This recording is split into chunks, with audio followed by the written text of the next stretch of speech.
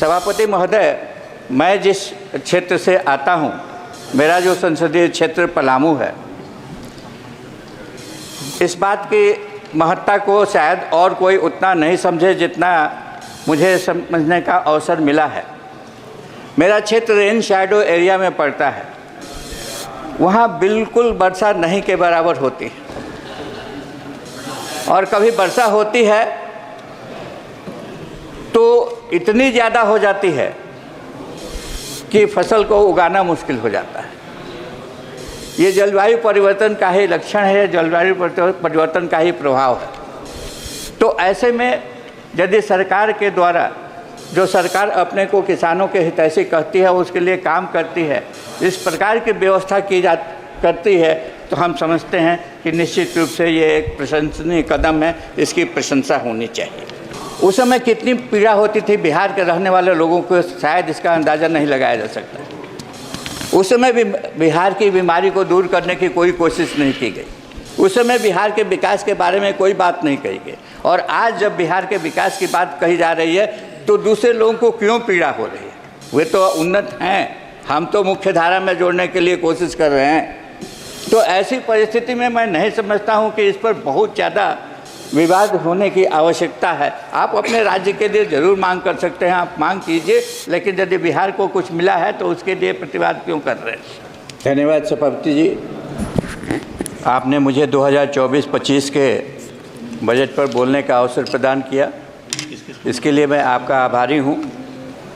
मैं माननीय वित्त मंत्री श्रीमती निर्मला सीतारमण जी का भी आभारी हूँ, जिन्होंने देश के यशस्वी प्रधानमंत्री आदरणीय नरेंद्र मोदी जी के नेतृत्व में 7वीं बार एक ऐतिहासिक बजट पेश किया है। सभापति महोदय, 2024-25 के बजट को संपूर्णता में देखने की आवश्यकता है। 1 फरवरी 2024 को इस सदन में अंतरिम बजट पेश हुआ था। तब से अब तक 5 महीना से ज़्यादा की अवधि गुजर चुकी। बहुत सारी योजनाओं पर प्रशासनिक स्वीकृति मिल चुकी है। उन योजनाओं के कार्यान्वयन के लिए धनराशि का भी आवंटन किया जा चुका है। सभापति महोदय, यदि 2014 से आज के बजट की तुलना करें तो पाते हैं कि बजट का आकार बढ़ा है, बजट का साइज बढ़ा है। इकॉनमी फॉर्मल से इनफॉर्मल की ओर बढ़ी है। साथ साथ जीएसटी की शुरुआत हुई, टैक्स कलेक्शन में बढ़ोतरी हुई। यूपीए के समय में जो direct tax collection 6.38 lakh crore था, वो 2024 में बढ़कर के 23.37 करोड़ हो गया। ये टैक्स कलेक्शन यूँ ही नहीं बढ़ा, इसके लिए प्रोसीजर रिफॉर्म हुआ। आदरणीय नरेंद्र मोदी जी के नेतृत्व में केंद्र की एनडीए सरकार के तीसरे कार्यकाल का पहला बजट 2024-25 सर्वस्पर्शी और सर्वसमावेशी के साथ साथ गरीब, युवा, महिला, अन्नदाता के कल्याण के साथ साथ उद्योगों और इंडस्ट्रीज़ को भी मजबूती प्रदान करने वाला है। इस बजट में मातृशक्ति के बढ़ने के लिए पूरा खुला मैदान है। कृषि और किसानों की खुशहाली का भी आधार इस बजट में है। इसमें नौजवानों को आगे बढ़ने के लिए खुला आसमान है।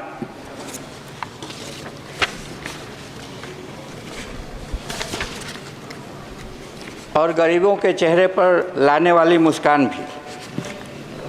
यह बजट भारत की ऊर्जा से ओतप्रोत और रोजगार सृजन के प्रति समर्पित है।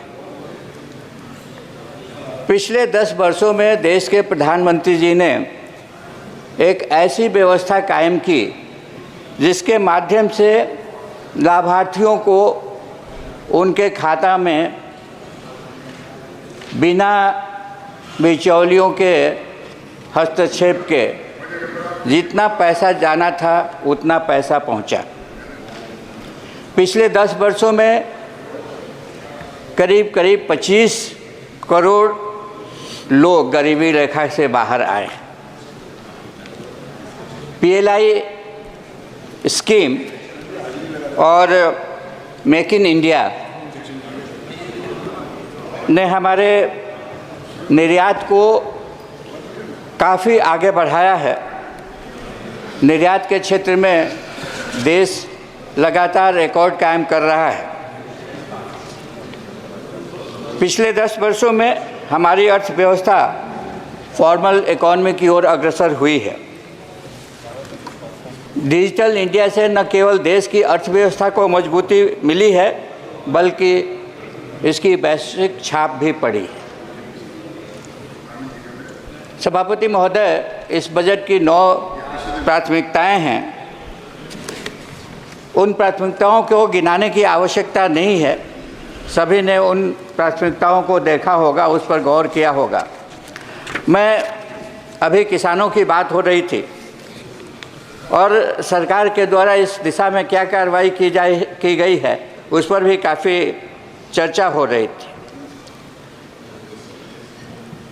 सभापति महोदय, जलवायु परिवर्तन का पूरे विश्व भर में असर पड़ा है और ख़ास करके खेती पर इसका बेहद असर पड़ा है।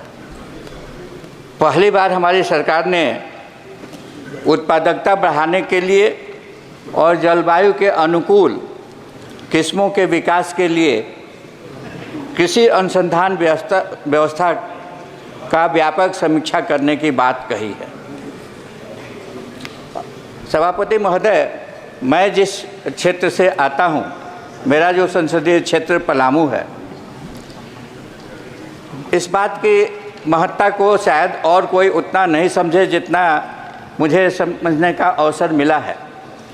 मेरा क्षेत्र रेन शैडो एरिया में पड़ता है।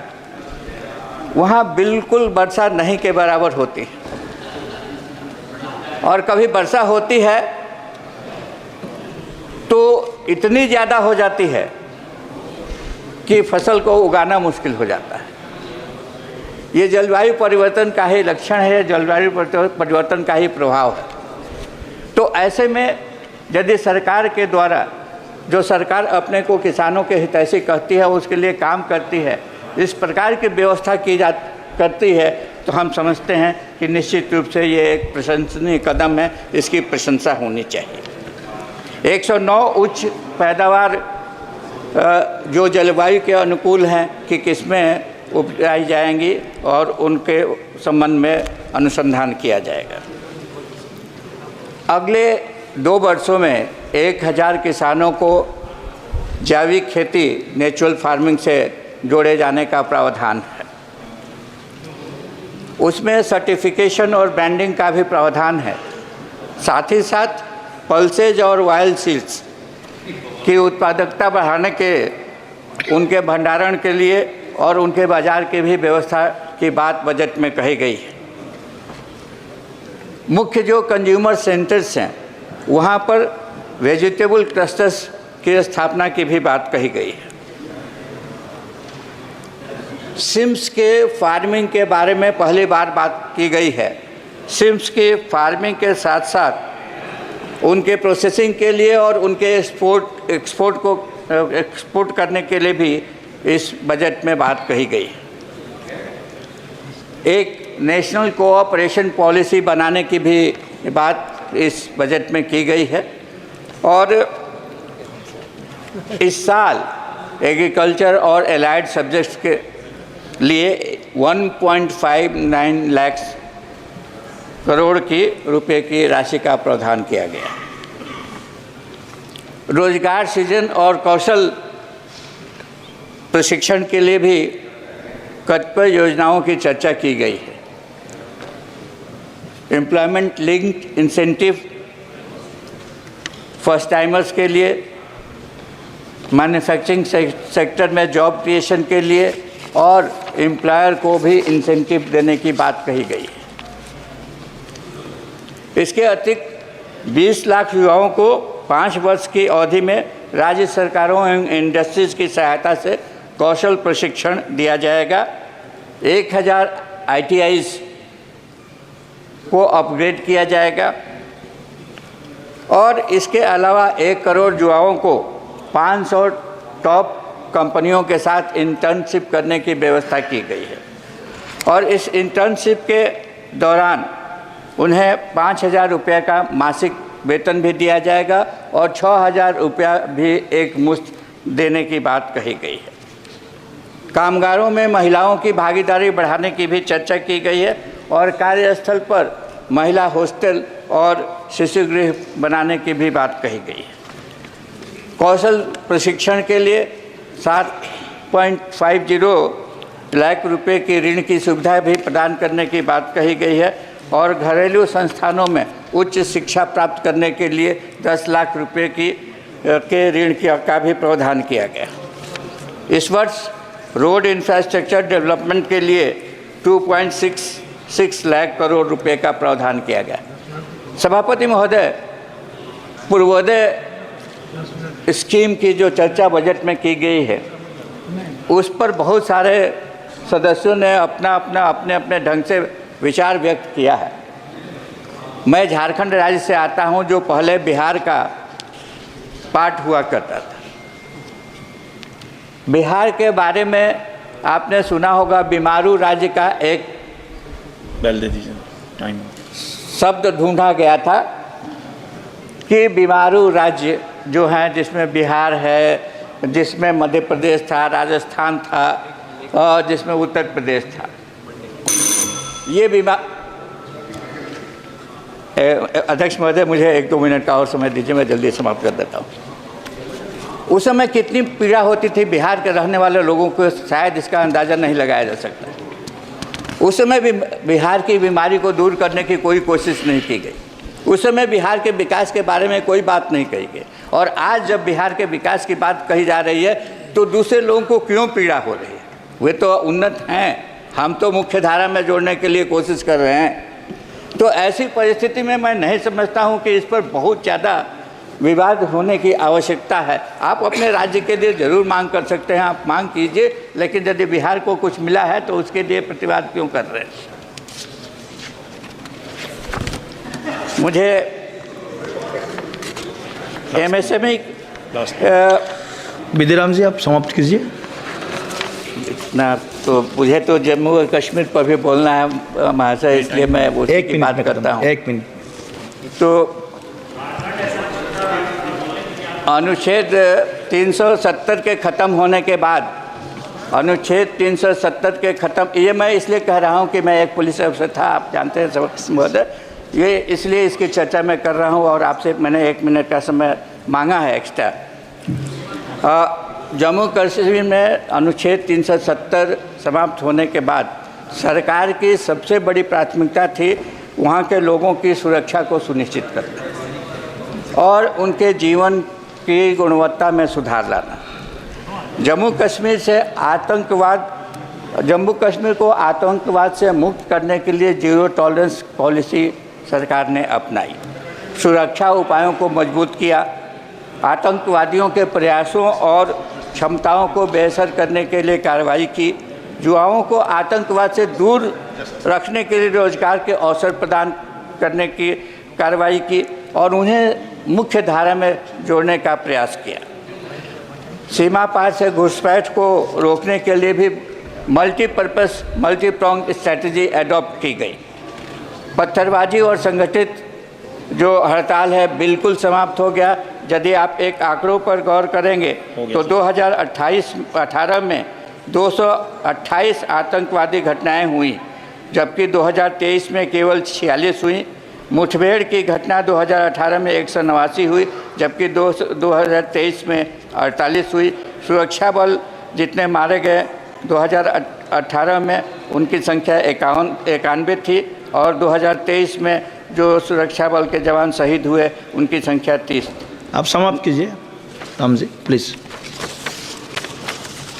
इन सुरक्षा के उपायों के कुछ महत्वपूर्ण परिणाम सबके सामने आए हैं।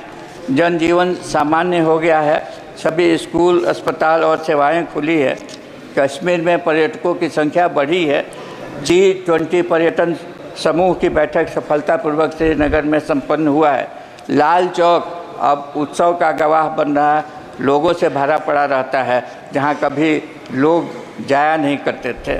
संघ राज्य क्षेत्र में जम्मू कश्मीर के 5 संसदीय निर्वाचन क्षेत्र के चुनाव शांतिपूर्ण ढंग से रिकॉर्ड मतदान के साथ समाप्त हुआ है। बहुत बहुत धन्यवाद सभा। धन्यवाद राम जी। श्री बलवंत वंखरे जी।